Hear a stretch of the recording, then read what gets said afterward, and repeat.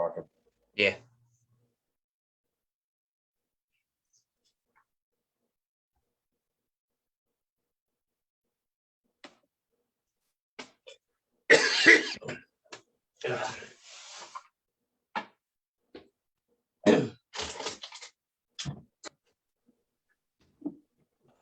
Are you looking for comprehensive solutions for your performance and automotive needs?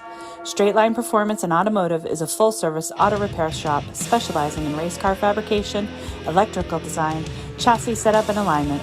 Located in Hamden, Connecticut, they also specialize in aftermarket high performance and chassis upgrades.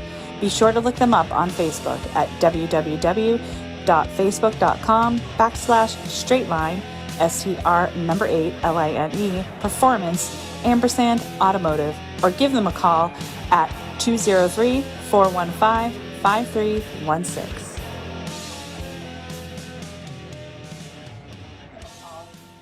Welcome, racers and fans, to the Racers News Network Live, presented by Straight Line Performance and Automotive and Scotty Wheels Racing. Your hosts, Chris and Pete, bring you the latest news and interviews in the world of sportsman drag racing, including bracket racing, association races, outlaw, and no-time events. We are live every Monday night at 7 p.m. Eastern Standard Time. Take it away, boys. Hey, good evening, everybody. Welcome to Racers News Network Live. We have as our amazing guest tonight, Wayne Delmonte, for the big boss over at Lebanon Valley Dragway. Is going to talk about their season. And we're going to have joining us shortly after we chat a little bit, Dino Lawrence from the Dover Dragster Union, one of the bigger events that Lebanon Valley has. And also, of course, we have the official Division I schedule, national events, opens, and divisionals that was released today. And we also have some results we're going to talk about in a little while. But one of the things I kind of wanted to start off with tonight was the ball kind of dropped last night that an offer has been made on New England Dragway. It's going to be voted on by the board in a couple of weeks, and just kind of figured that was something we might want to talk about a little bit. I mean, obviously nothing has, it's not over and done with till the ink is dry, but it was kind of a Pearl Harbor for everybody. I think nobody was really expecting it. Some people knew that it was a topic of conversation. It's been a topic of conversation, but nothing was firm. So I figured we'd kind of started off a little bit of that conversation tonight. So go ahead, Pete. Yeah, you hear rumors. It's like, how many years have you heard about English Town before it finally happened? It got to the point where when they did finally say that English Town was closed, and we were like, yeah, okay, whatever. I don't know that I've necessarily heard any rumors of Epping being purchased, but we heard of stuff going on there, fines, and they were supposed to build a new tower for the NHRA event, never did, and again, I have no idea how much of that is true and what isn't. But at the end of the day, you obviously don't ever want to lose a track. Not that one place is any better than the other, but the East Coast can't afford to take any more losses with tracks. I mean, we're getting our butts kicked over here. Trying to keep our kids off the streets and racing at a safe place, and it's getting less and less lately. Big Wayne. Yeah, no, I mean, it's obviously New England Dragway is one of our direct competitors in the world of drag racing, but also they're great friends of ours. Many racers travel to both tracks, and last thing I really want to see is another track in Division I get sold. It's not a good thing for the whole drag racing community. Like I said, I know that it's been put out that there's going to be a vote in a few weeks. Nothing is solid. There's been some speculation as to who it is, but unfortunately, it's, it's a sit and wait kind of deal at this moment in time.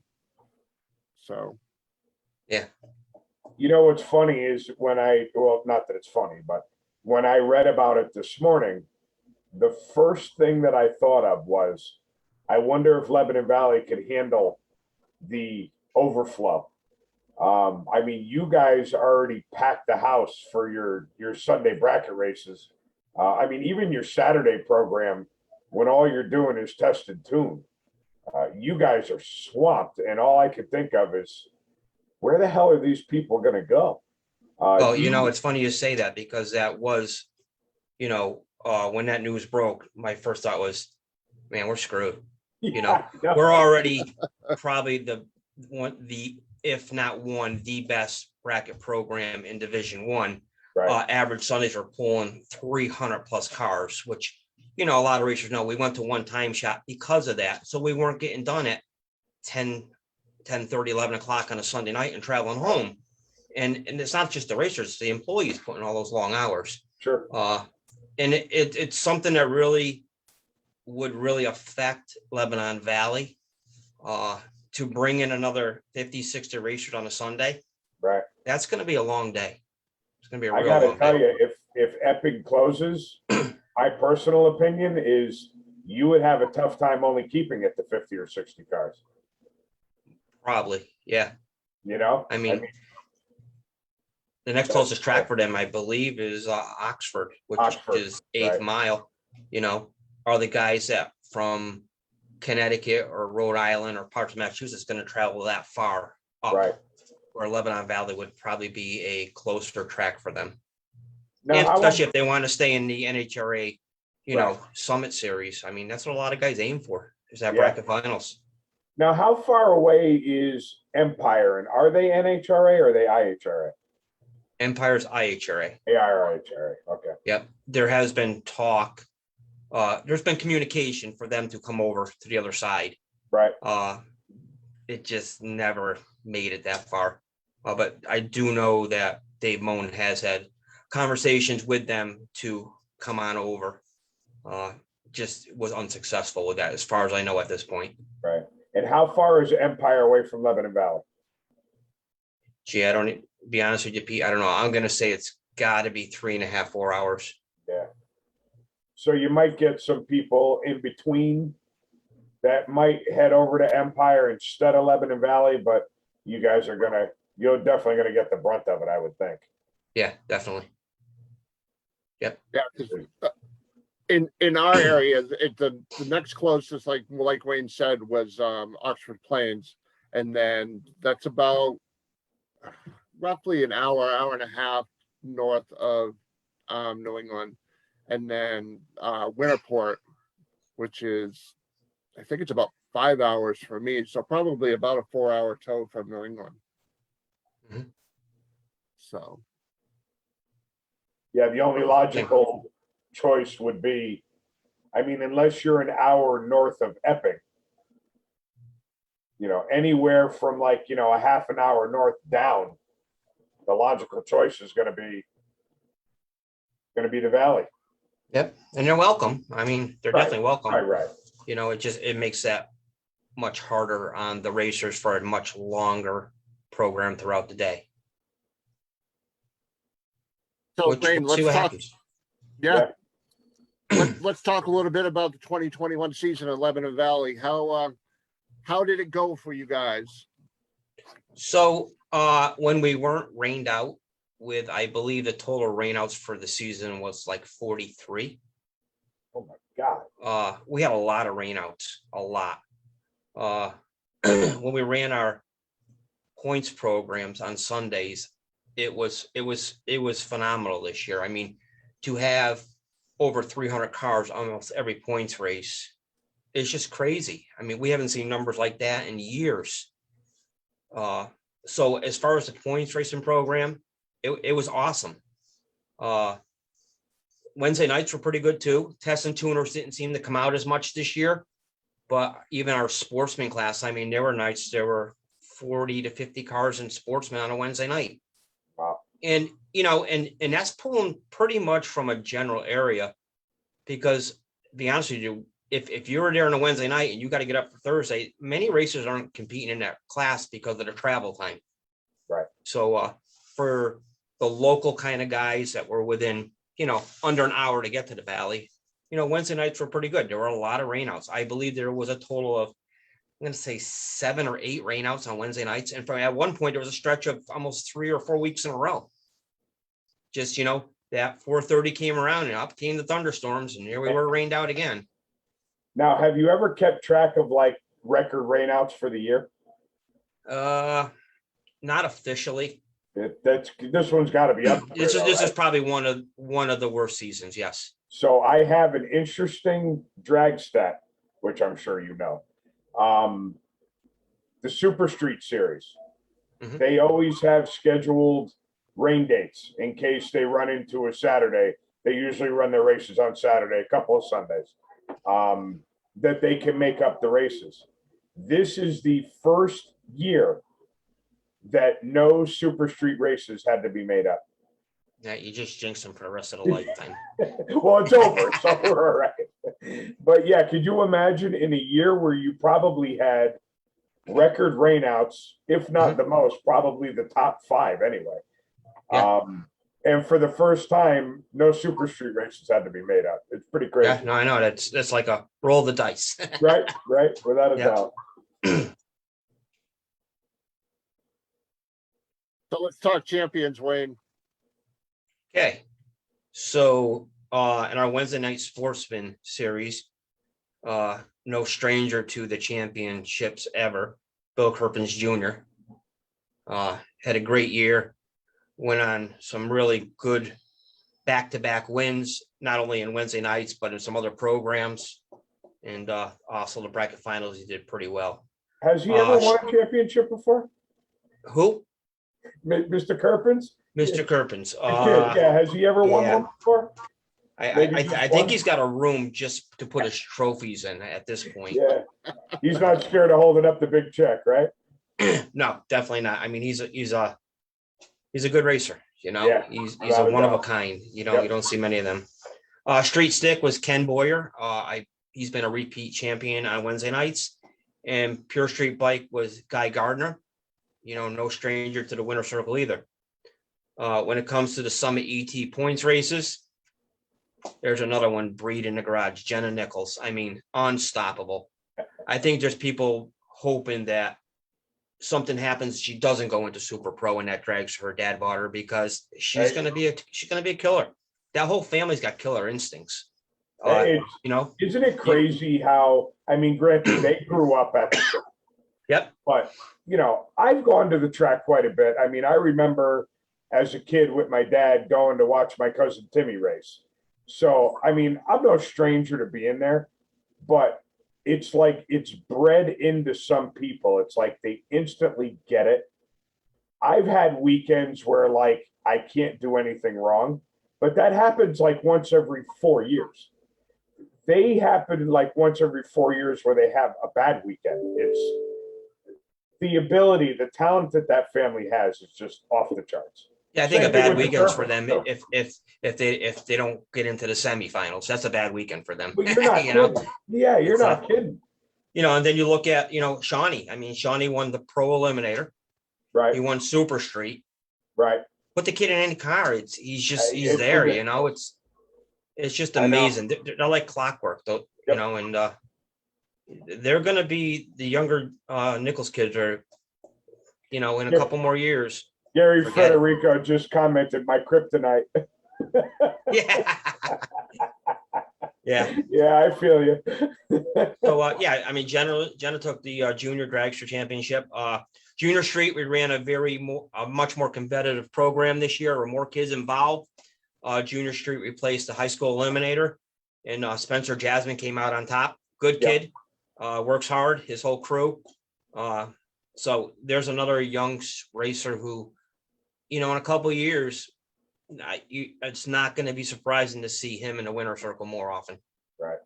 When you get a bigger car. Bike and sled, it's a repeat. I mean, Ron Blake. If it's not Bobby Carlson, it's Ron Blake, But there were some other good racers that came up in the bike. You look at Adam Sharon, who won the bracket finals, and went to Las Vegas and represented Division One. Yep. Adam's pretty new to the sport, really. He's been in it maybe 3-4 years, and he's got his program together. He's doing very well. Super Pro, the points championship and Super Pro came down to the last race of the year, and it was like the top 8 could have won the championship. Really? It was unbelievable. Wow. Gary Carbone came away with the win. Second place, Dave Pilbin. I mean, the Ghost Rider came out from nowhere, came out of retirement, got in a car, and for him to finish in second place is a awesome feat for the family. The son built a new car this year. He tested it. Their daughter in junior dragster, junior street, and now she had purchased a dragster and license end of the year. Yep. So there's another family that's going to have 3 cars running Super Pro again next year. It's going to be like the Schumachers and the Forces up there. Well, yeah, it's just funny you say that. You're exactly right. It's going to be the Nichols versus the, the whole other group, the Pilbins. But it's good to see. I mean, for a young person to get into the sport these days, it's very tough. Yes. And if you don't see a family following behind you and knowing where you've been, you're not going to see that new young person come into the sport too often in a Super Pro ranks or something like that. They just can't afford it. Right. So it's be interesting to see how next year, how many new younger kids. There's a lot of new younger kids coming into Super Pro. Well, and that's also says a lot. And I don't want to make it sound like I'm trying to blow smoke at you throughout this whole show, but it's got a lot to do with the junior dragster program. And you guys have a hell of a program. When you have a track that people like to go to and they feel welcomed at and they don't feel like they're the sideshow, it grows the whole program and it introduces youth, which we all know we desperately need to do. It just gets more people involved and gets the ball rolling for them.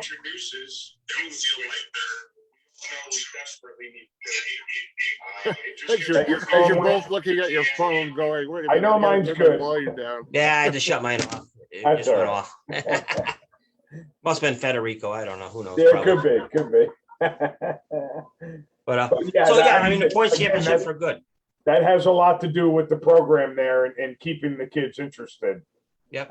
Instead of just treating them as fillers. That turns the parents off, that turns the kids off, and clearly that's not happening there. So that's a good thing.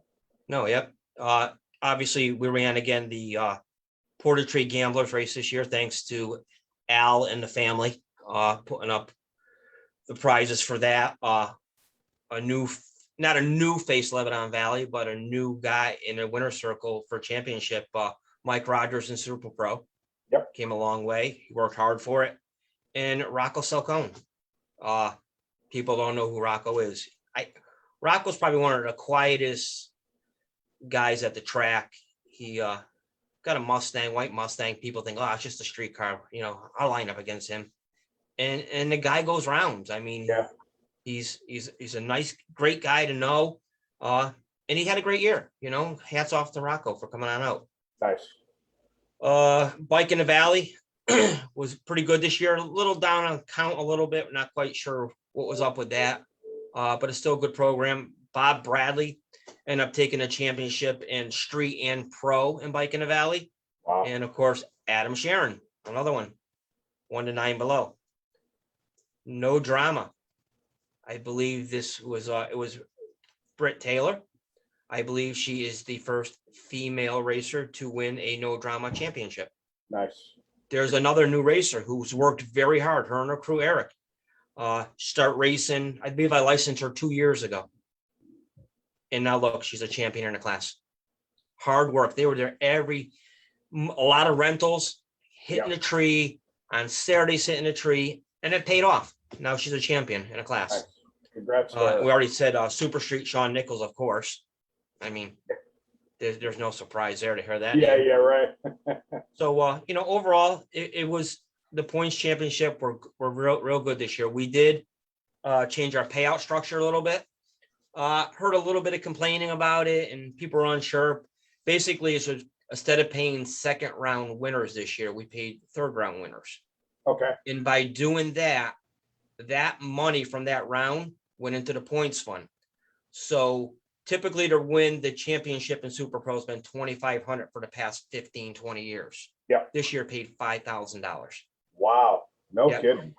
Super Pro Eliminator usually paid $2,200 or something for championship. This year I paid $3,500. And all the other runner-up, right down to the top 10 finish, all almost doubled the end of the year payout Wow. by very getting rid of cool. that one round. Yeah, there were some people say, we like that second round winner money. It gives, you know what? Why you race for second round winner money? You should Yeah, be right. racing to win. Right. If Right. if that $40 means that much to you, Yeah. and I think, Yeah. one of the things I think why we had such strong car counts because we advertised Super Pro 5,000 to win this year, That's Pro big. 3,500 to win. Yeah. I think it just brought in some more racers. I mean, we were definitely up this year. And I think that had a good part to do with it. Yeah. I mean, at the end of the day, you kind of got to let the car count be your guide.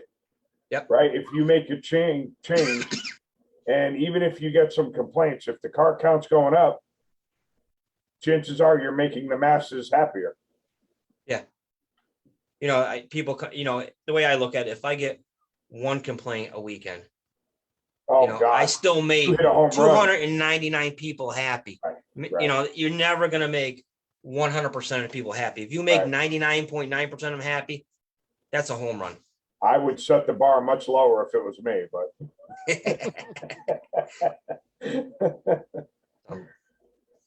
That's awesome. so 2022. Anyone who's been privy to the schedule yet, which should pretty much just about be anybody, as far as D1 goes, notice that you have an extra race on your schedule this year. Yep. I was on Dave for the past 3 years to give me a national open. You were? And, Okay, see, I didn't know that. Yeah, no, we've been working on that for a couple of years, and I said we need it, we want it, and I think last year after losing a couple of races when tracks could have hosted it and they had personal issues going on to drop one or two races, Dave kind of looked, we're not going nowhere. Right. Lebanon Valley is it's there forever. A lot of people say, oh, Howard's had offers on that track. He's Right. not interested in selling. Right. People say, well, when Howard's gone, his kid Scotty's going to sell. No, that track's going to be there for a long time. Nice. And and there's been so many things that happen, and Howard says, don't worry about the money, do the right thing. And that's good to know that I have the financial backing to do what I want, right or wrong. When it comes down to it, the money really doesn't. Yeah, the money does matter, but it's not the end of the day if we lose money on a race, as He's long not as we did afraid the right to take thing. the chance to try and make something better. Absolutely. Yep. Nice. That was one of the concerns, that it's nice to hear you say that, because I've heard that over and over again. Yeah, Howard will never sell. But what about, God forbid, when the time comes and he's gone, will his kids sell? So it's kind of nice. I actually talked to you this year about it, and you had told me that the kid wants to keep it just as bad as Howard does, which in the day of every morning when you open Facebook and you wonder if you're going to see another track closing, that's really nice to hear, that we know we'll be going to Lebanon Valley for years to come. That's a good thing. Yep, definitely. It's worth the 3-hour drive for me. I love going there. I really do. And I'm not just saying that because you're on here with us, Wayne. It's worth the drive to go out there because you have a great program. You have great events. Thank you. Well, it's the closest drive for me, so I'm win-win. So scheduling, what have you guys got anything besides the divisional and the National Open set up and ready to go yet? Or are you Our still working schedule on it? is pretty much done at this point. we were hoping to post it real soon. Unfortunately, Sue Bell is laid up with some health issues. But our schedule's pretty much set in stone at this point. We should have the schedule posted up within the next maybe 2 weeks or so, but it's set. I mean, we're ready to rock and roll. Release it on PRI weekend like everybody else does. Now, one of the bigger events that you have every year is the Dover Drag Reunion, put on by Dino Lawrence, and actually have Dino on the phone right now, because he wanted to chat with you guys a little bit about that. So, what's up, Dino? I can't believe that Wayne's actually in a bar. It's my bar. That's his home bar. It's my home bar, Dino. You never come up and visit me. Well, we got some surprises next year. All I got to tell the guys is it's going to be bigger, it's going to be better, and watch the Dover Drag Strip Facebook page. You never know what I'm going to put up there. And I got some cool stuff coming. It's just cool stuff. And it's always a pleasure to work with Wayne. He's like the other half of the dynamic duo that puts on the Dover Drag Strip Nostalgia Drags. I mean, we've been there since 2011. I'll never forget the first year how he said, okay, we'll try it. At the end of the day, he came up in the tower. He says, we are doing this next year, aren't we? Yeah, Howie, but you want to just keep a distance. Me and Wayne got this covered.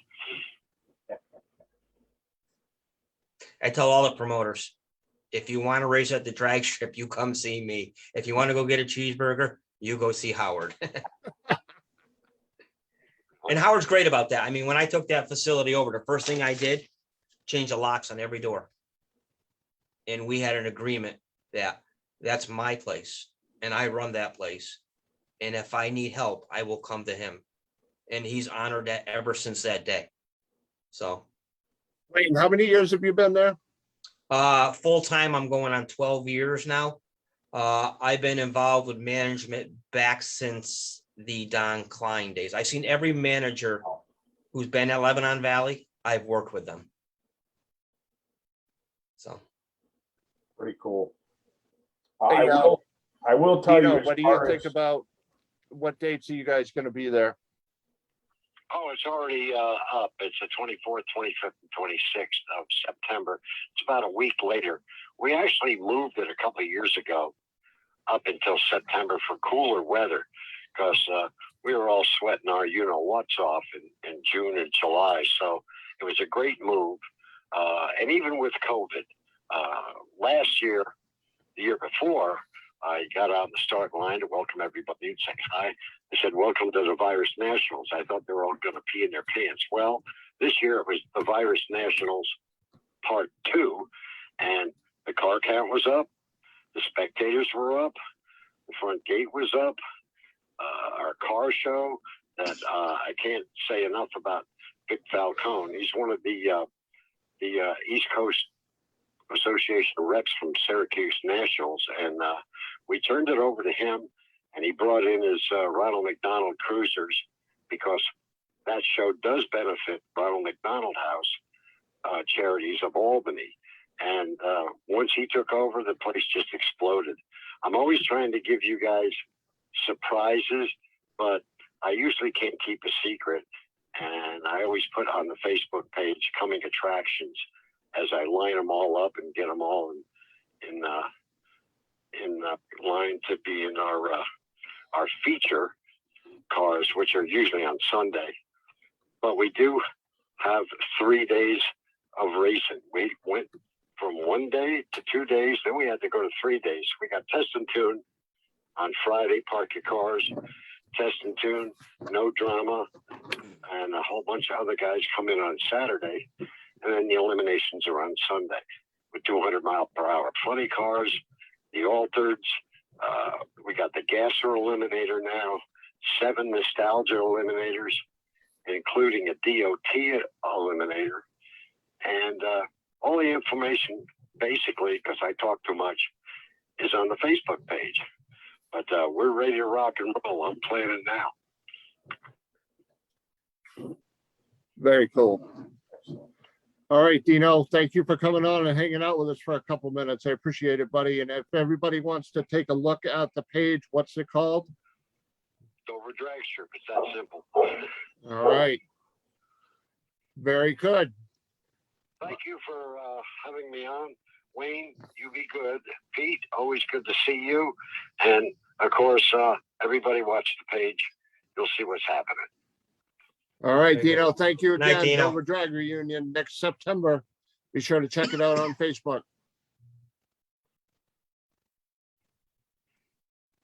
All right, buddy, have a good night. Okay. See you in September All right, take care. from the song of the same name. All right, very good. Okay. All right. Bye. Bye-bye. I will tell you that I hang around with a bunch of guys. They come down the shop, they hang out, whatever. Every once in a while, we get together. Every year, they go to one race and one race only, and it's always that race. They love, don't worry about me that you've known me for 30 years and you've never seen me go down the track. No big deal.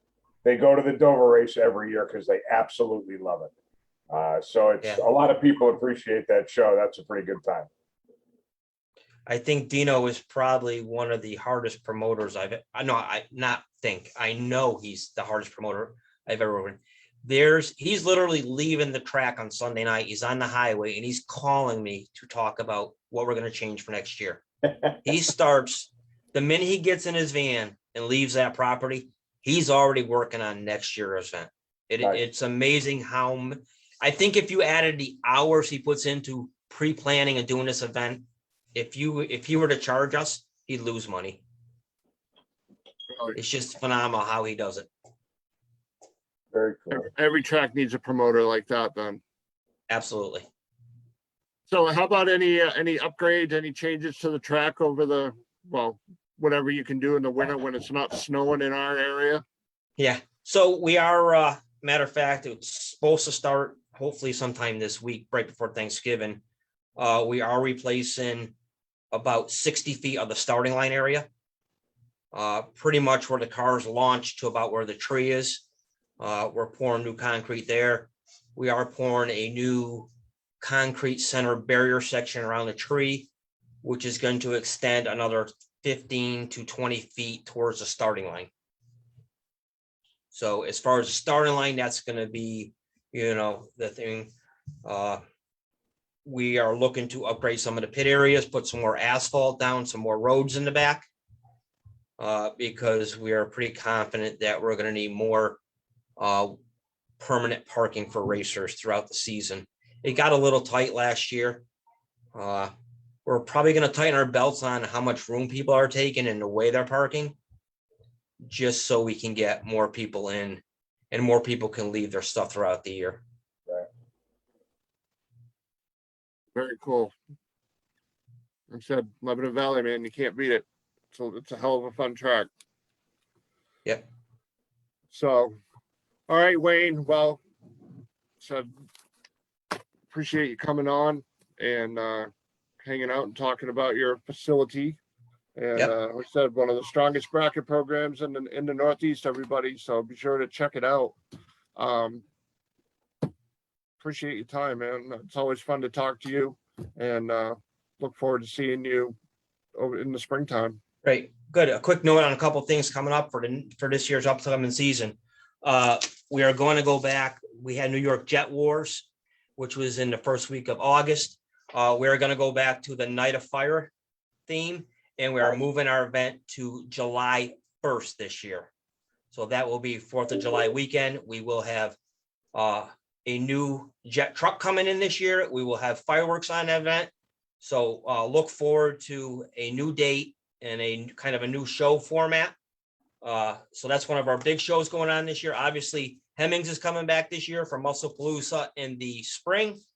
And another big race that's been added this year, who a lot of racers have been asking for years and years and years. We are going to have a 10K bracket bash the weekend of August 19th through 21st. So that's Saturday 10 grand to win and Sunday 10 grand to win on third week of August. So just stay tuned for all the updated schedule, which will be coming out shortly. Hope everybody has a healthy and happy, healthy, wealthy season, end of the year. And I look forward to seeing everybody in the spring. Wayne, as Hey, Wayne, usual, can we do another live show at Lebanon Valley next year? Sure, why not? Absolutely. We're always open to live shows. It always gets interesting. You never know who's going to walk through that door. Comedy routine. Definitely. Wayne, as always, it's been a pleasure. Any Dude, how many times are you going to step on me? Are you going to let me get a word in or what? Good Lord, shut up. I put that podium up for you. Why didn't you use it? I'm afraid of heights. I'm the only short guy in the world that's afraid of heights.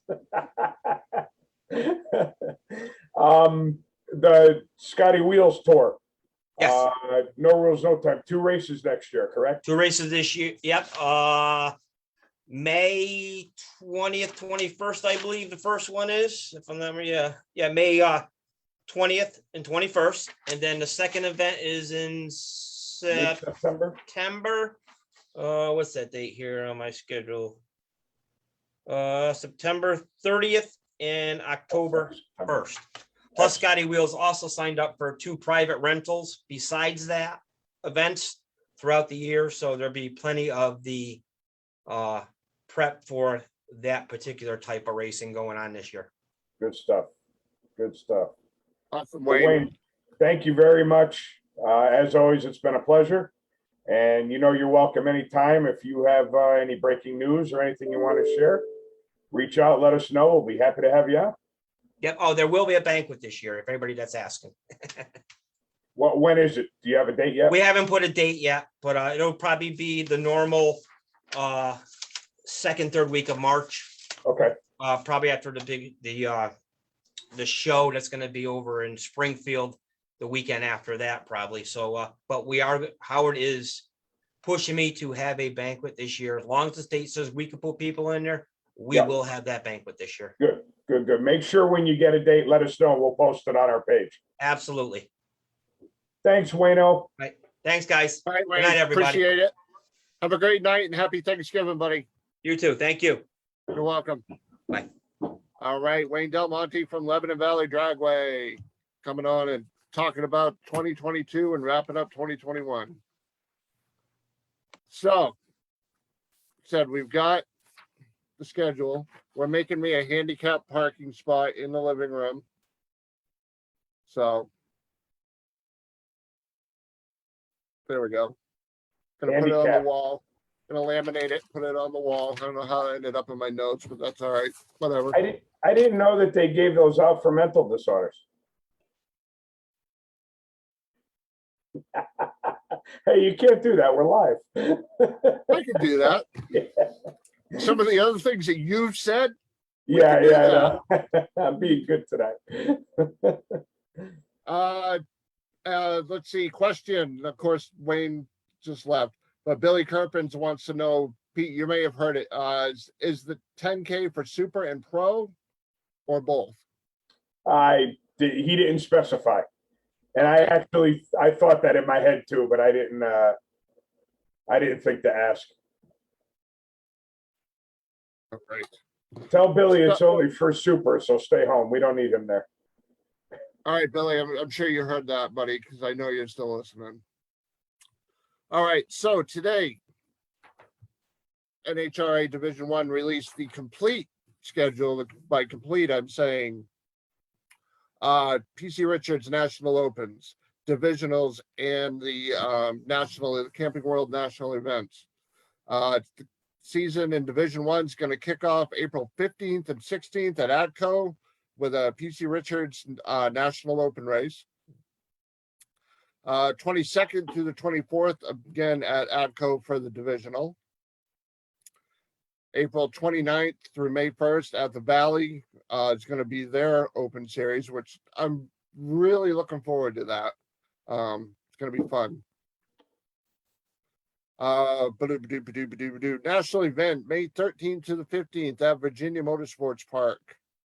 May 20th through the 22nd at Cecil for the divisional. The 27th to the 29th of May at Maple Grove for their divisional. June 3rd through the 5th at New England for the Camping World National event. June 10th through the 12th back to Lebanon Valley for the divisional. June 17th through the 19th in Toronto for the National Open. Let's see, July 7th and 8th at Numidia, 2 races in a row. The first one's going to be the National Open. Second one, the 9th through the 10th, is going to be the Lucas Oil Divisional Race. July 22nd through the 24th at Naperville for their yearly National Open. July 29th through the 31st to Miramichi for their National Open. What's up, Aaron? How are you, buddy? Pete, George is asking about the Open Series. Why don't you give him the definition of exactly what the Open races are? So I don't know if I technically know the answer. I know in the past it was sponsored by PC Richards. It still is. Yep. Yeah. So PC Richards basically puts on their own little series in Division One. It's separate from the D1 points. So if you choose to race, 3, 4, 5 opens, however many there are, that's a whole separate points battle from D1.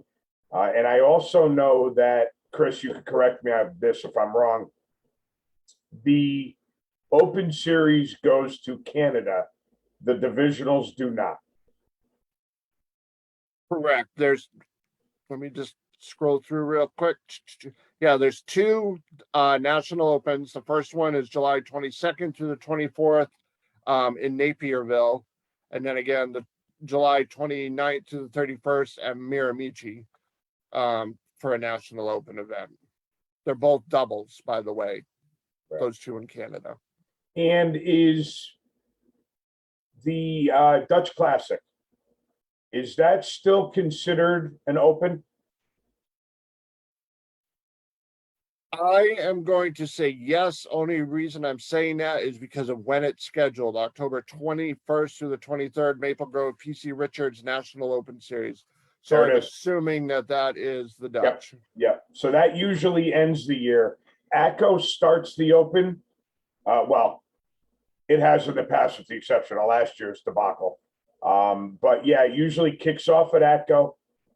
Goes to a couple of different places, up to Canada, and then wraps up at the Dutch at the end of the year in Maple Grove. And the nice thing about, if anybody wants to go to the 1 or 2 in Canada, is as of right now, the border is open. Borders are open. Yep. So let's see, jumping back to the schedule, August 5th through the 7th. Back to ATCO for the divisional. And no, that's not a typo. There are 2 divisionals at ATCO. So, and they are both also going to be regional races as well, where regional means it has the alcohol cards there. It looks like, not to cut you off, but it looks like they might have changed it. Rob Keister is saying no points for opens, just grade points. Now, okay. I know I've gone to D1 banquets and they've celebrated the points champions at the Hershey banquet. So is that something that just changed? Because there used to be an open point series champion. For all the classes. Yeah, that would be. Hey, Rob, can you dive into that and get an answer for us? That would be amazing. Let's see, where did I leave off? Again, August 5th through the 7th at ATCO for the second Lucas Oil Drag Racing Series regional race, their divisional race with the alcohol cars. August 12th through the 13th at South Mountain Raceway for the Junior Drag Racing League Divisional Championship. August 26th and 7th at New England for the Lucas Oil Drag Racing Series. Again, that's also regional. Regional includes the alcohol cars. September 3rd through the 5th is the U.S. Nationals and the JEGS All-Star Race.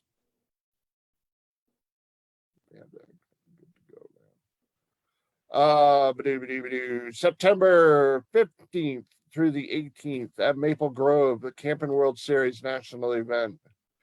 September 22nd through the 24th, back to Maple Grove for the Summit ET Finals, aka the bracket finals. September 30th through October 2nd, Virginia Motorsports Park Divisional with the regional cars. And again, October 21st through the 23rd, Maple Grove for the PC Richards National Open Series, also known as the Dutch Classic. Let's see. Yeah, so it turns out, it sounds like they did away with the point series about 3 years ago.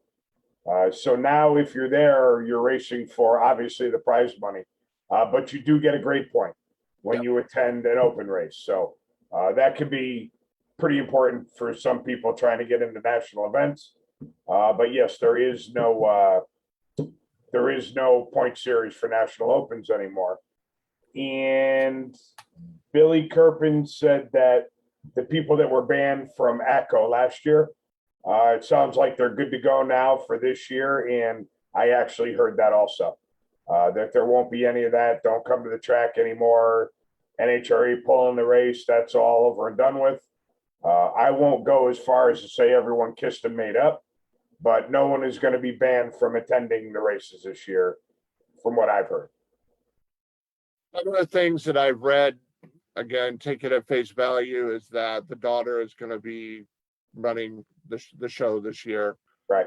That her dad is stepping away, either retiring or just saving face, whatever the case may be.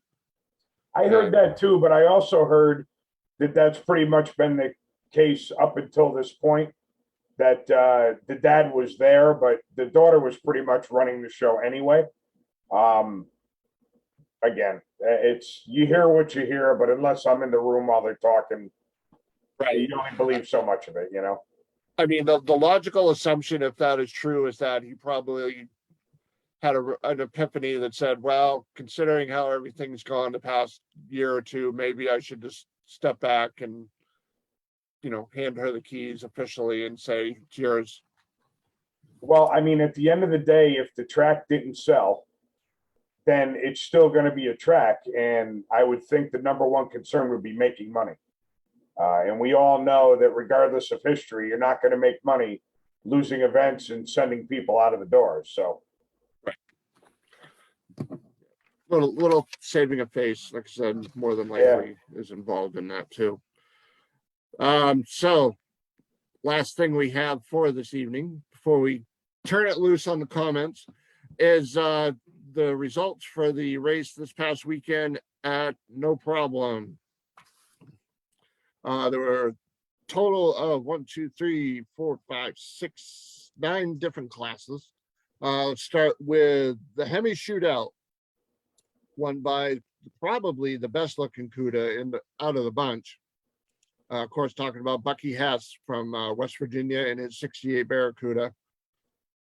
He took the win over Steven Yantis. Yantis lit the red, or as Pete likes to say, lit the cherry, and to take home the win. So congratulations to Bucky Hess. Quick open wheel, Mario Bosch in his Dragster over Michael Kyle. So congratulations to Mario Bosch. Quick door car, Darian Bosch over Ricky Vidros. Super stock, Jimmy Hidalgo over PB Candies. Super street, Pete's favorite class. Not these partial at all. Dennis Harrelson over Milo Elkins. Let's see. Super gas, Mark Poems, something like that, over Mark Peter Skippy. Super comp, Michael Hedger over Brandon Moulton. No box, Joshua Tanksley over Justin Hutto. And box class, Ricky Vedros over Bryce Grainer. Now, Pete, for those that don't know, box versus no box. Yep. Let's hear it. That's the same difference as super versus pro. So in super, you're allowed a delay box, and pro, you are not. So that's just their way of, that's just their designation. So Aaron asked, how many people are headed down to Orlando Speed World in the fall? So throw it out, let them know. Now, did you guys notice on the full version of the divisional schedule that the Orlando Speed World race, the divisional there has been moved to October?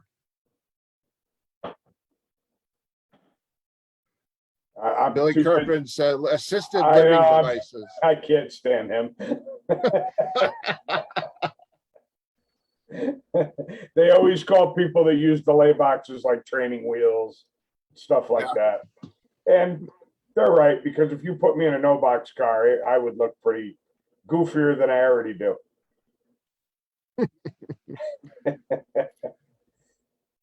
One of the things that I threw out to Pete to kind of get his take on it before we came on was obviously the price of everything has gone up and is going up, and there's no foreseeable time when it's going to stop anytime soon. Is the price of fuel going to affect your racing schedule for next year? I know you've already said your piece on it. So we're just throwing it out to the masses, and probably going to do that as a poll question. Because I can just imagine the price of fuel down where you are. And I know what it is, the place across the street from my house. Excuse me. But what do you pay? I paid $3.50 a gallon For last week. for unleaded? Yep. Yeah, 336 as of this morning. It's in the ballpark. Listen, at the end of the day, and I don't want to make it sound like any of us are rich, but the ridiculous amount of money that we spend to go racing for the weekend, I don't know, is $100 going to make a difference one way or the other? I mean, I'm sure it's really going to put a stranglehold on some people, and I get it, but I don't race 15, 18, 20 times a year. I only race, 6, 7, 8 times. So at the end of the year, if it costs me another grand, 1,500 because of the price of the fuel, will I be happy about it? No, it sucks. But it's not going to stop me from doing something that I love and something that I've looked forward to doing all winter long. So sell another brake job, do what I got to do, and go racing. Now, how long of a truck is it from your house from the shop to New England? About 3 hours. How about to New York? A little over 2, like 2:10, somewhere around there. Maple Grove? About 5, 6? No, I want to say 4, 4.5. Atco's about 4. You don't have any like really ridiculous travel if you No, want to go racing. Virginia would be ridiculous. Cecil County borderlines on ridiculous. Yeah. New Media and Maple Grove are about the same for me. I am right smack, like if Englishtown was still open and you could throw a bullseye and hit the middle of Englishtown and Lebanon Valley, that's right about where I am. I'm a little over 2 hours either way. The problem with going south, as we all know, is traffic. But if I was uninterrupted driving in either directions, I could hit either track in about the same amount of time. Fair enough. So have you put together a schedule for you and your racing for next year? Or are you kind of hammering that out now? Yeah, no, I mean, it's unfortunately, I only could take off a couple of days with school. Because we have the whole summer off, they really frown on taking time off during the year.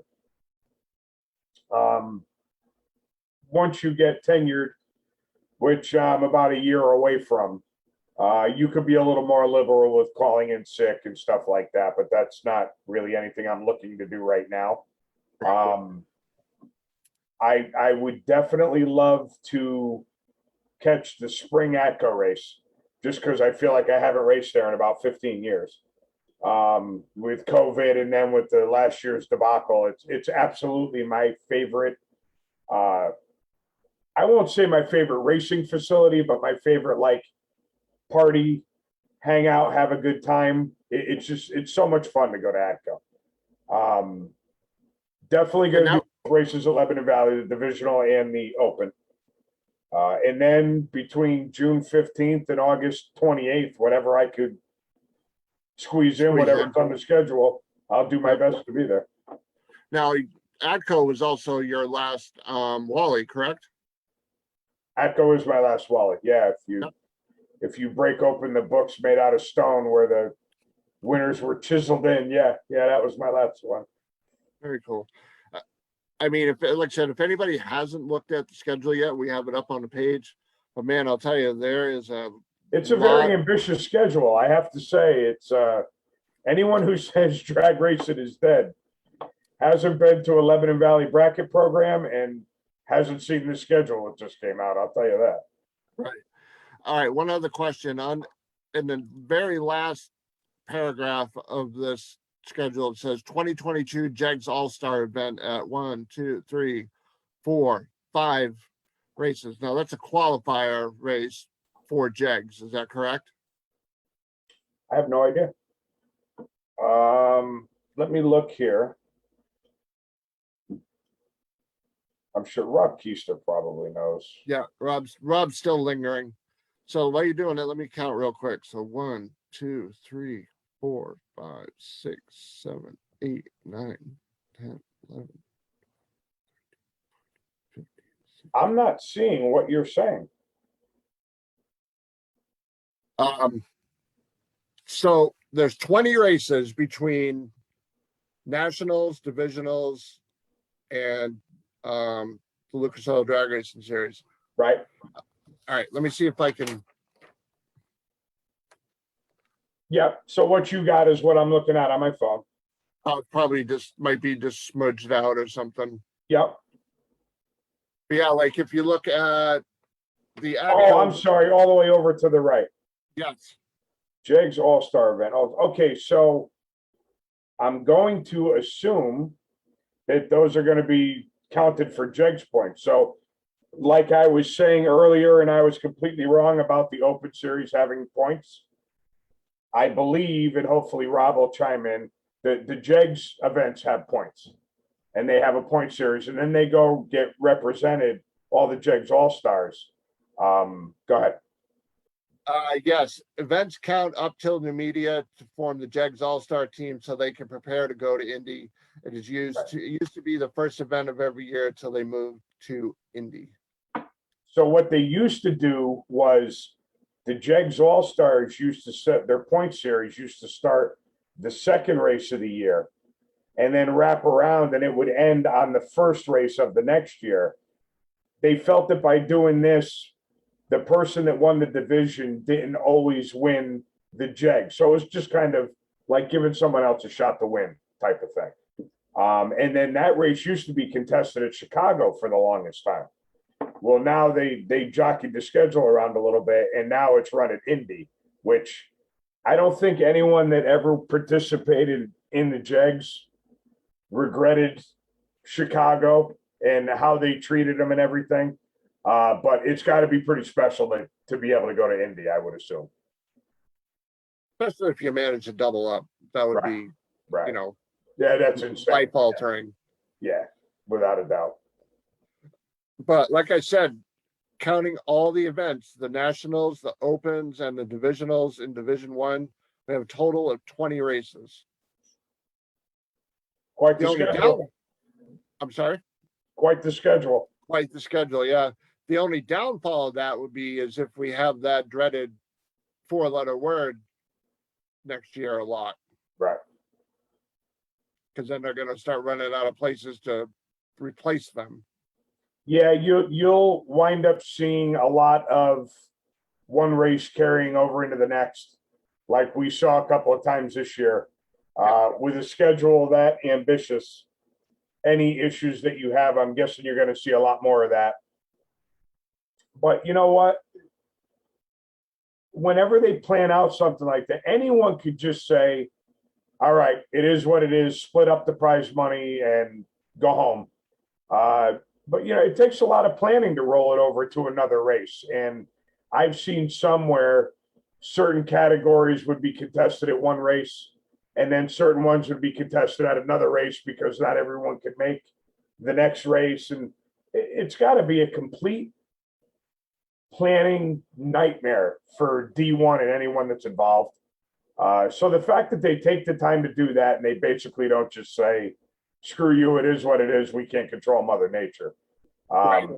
To set a schedule like that and you and I thinking about it, you better believe they've already got all that stuff figured out way before they even released that. So it's, I can't help but laugh at people that say NHRA racing is dead, because I'm seeing anything but, at least around here. Yeah, the only thing I did notice is that there's no divisionals in California yet. Don't know if that's going to change, which is kind of odd. That's their home state, Right. and to have no divisional races out there. They go around California. I between NHRA moving their headquarters out of there, and I wasn't terribly impressed by what I saw in the stands at last week's race in Pomona. If I read on Facebook tomorrow morning that Pomona's done, I would not be shocked in the least bit. It would suck. That's a hell of a lot of history. That's heartbreaking, like Englishtown, if you're into the history of the sport. But it would not shock me, not in the least bit.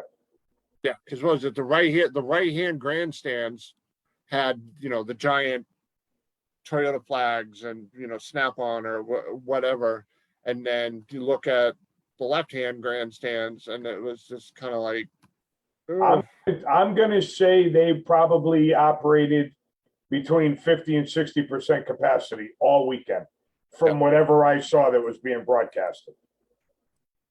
Yeah, because I guess they're still, I don't know for sure because I haven't read up on it, but I believe they're still under some pretty heavy restrictions.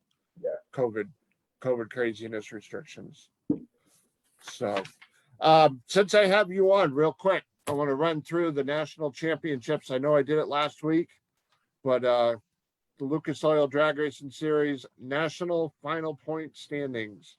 Top alcohol dragster Rachel Meyer took home the championship with Division One's Jackie Frick in the runner-up position. Jackie gave it a hell of a run. Yep. But listen, whenever you can come down to a points championship and two people wind up facing off against each other in a race to decide the championship, that's a hell of a year, regardless as to which side you come out of it. And obviously, Jackie being Division One, she had everyone around here pulling for her. She made a lot of people proud. So great job. Yeah, hell of a job. Top alcohol funny car with the double up championship, Midwest Drag Racing Series, top alcohol funny car champion, and NHRA Lucas Oil Drag Racing Series national champion. Sean Bellamure and Doug Gordon came in second. They were beating each other all year, and they were just hammering on the field. Let's see, Comp national champion Bruno Massel Jr. over David Billingsley. It's cool. I mean, obviously, pretty much everyone's heard of Bruno Massel. He's done his share of winning. And when you win something that you've won before and you watch their reaction and it's like they've never won anything in their life, it's pretty cool to see that. You would think that winning after a while would just be like second nature to some. But to see people that win consistently and still get really, really excited over it, it's pretty cool to watch. All right, super stock, Greg Stanfield, and coming up in second place was Ricky Decker.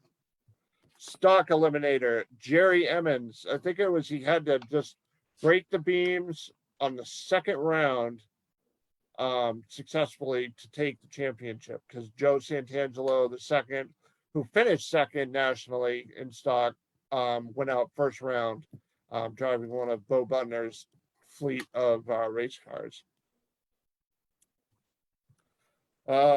Super Comp, Christopher Dodd took home the national championship over Raymond Miller III. Super Gas, Luke Bagacki, national champion over Austin Williams. And the cool thing was not only did he get handed his Wally that weekend, he also took home 80 grand at the million at Wow. Capital City Raceway. So It's a good week of racing. absolutely. Top Dragster, Blake Peevler over Danny Nelson. Top Sportsman was Jimmy Lewis over Paul Mitzos. So a lot of great racing, and I definitely think it was a really good year. I know that the national race at New England, I thoroughly enjoyed watching it on TV and watching the live timing and scoring. It was a lot of good racing. Yeah. I think that was one of the races that you can definitely say that the sportsman guys schooled the pros on how to put on a race. Yep. So, got an email today. Yeah. Talk about that for a little bit. Yep, Jags is going to be coming back to join our little guess the number of entries contest that we are going to restart the beginning of Division One's Lucas Oil Drag Racing Series in 2022. So got official confirmation from them today. We're still going to do the custom T-shirt when we're going to throw in some additional and assorted stuff from the RNN prize box. So I like very it. excited to have Jags back with us. And am I correct in saying that Jegs actually reached out to you? Correct. That's pretty awesome. Yep. Have a company like that reach out to you and say, hey, we enjoyed what we did for you last year. We want to do it again. Hats off to you, my I got the email this morning, I like it. so I was very excited. So, all right. Y'all Good set for stuff. Thanksgiving? Yeah, I mean, I look like I'm stuffed anyway, so yeah, I'm there. Yeah, I walked into school this morning and said happy Wednesday to everybody because we got Monday and Tuesday, half a day on Wednesday, and then we're done. So it was like my Wednesday today, so it was good. There you go. Do you guys stay home or do you go travel or? Yeah, we have the family come over to us. My dad will be here, her parents will be here. The kids come by for dessert. They eat with their mom and then come by for dessert and stuff. And it's my favorite holiday. You eat like Christmas, but you don't have to buy anybody presents. There you go. Cool. So next Monday night, I was originally not going to do a show, but I got a guest that I couldn't pass up. We got into a conversation a couple of weeks ago prior to Pomona and Vegas divisional. Taylor Vetter is going to be joining us. She runs Top Alcohol Dragster and Top Dragster out on the West Coast. And she will be our guest next week, the 29th. And get my date book opened up here. I already bought a new one for next year. Very Anybody good. who's listening, I'm proud of you. next year, I would like to fill this book. So all set, ready to go. So December 6th. This is gonna be fun. Fast Freddie Perkins' girlfriend, Carly, reached out to me and we got to talking at the divisional at New England Dragway about doing a ladies show. Yep. The wives and girlfriends that race with their, go help their significant others at the track. So I threw it out to a whole bunch of people, and we got about between 10 and 12 people are going to be on. Wow. Melissa Thompson, DJ Cox's girlfriend, is going to be on.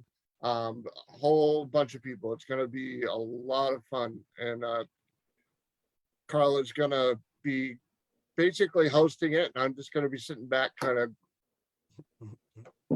Yeah. So, All right, well, I'll have to get my honey on here. yeah, I messaged Bree. Oh, did you? So I did. Did she respond? No. By figuring out how to use a phone. Pot calling the kettle black on that one. Yeah, pretty much. Yeah. So with that being said, ladies and gentlemen, boys and girls, happy Thanksgiving to everyone. If you're traveling anywhere to go racing after Turkey Day, drive safely, enjoy your holiday. We're not supposed to get any snow, knock on wood. Thank God. So enjoy. And we will be back next Monday night at 7 o'clock. Again, with Taylor Vetter from the West Coast, top alcohol dragster, top dragster racer. It's going to be fun. So be sure to tune in and check us out. Good stuff. Thank you. Happy Thank you, Dino. Thanksgiving, Thank you, everybody. Wayne. And happy Thanksgiving to you, sir. All right, I'll talk to you. You got it. Don't forget my pieces. Yeah, and I'm working on it. I got you. Good night, bud. All right, have a great night, everybody. We'll talk to y'all soon. Take care and stay safe. Enjoy your holiday.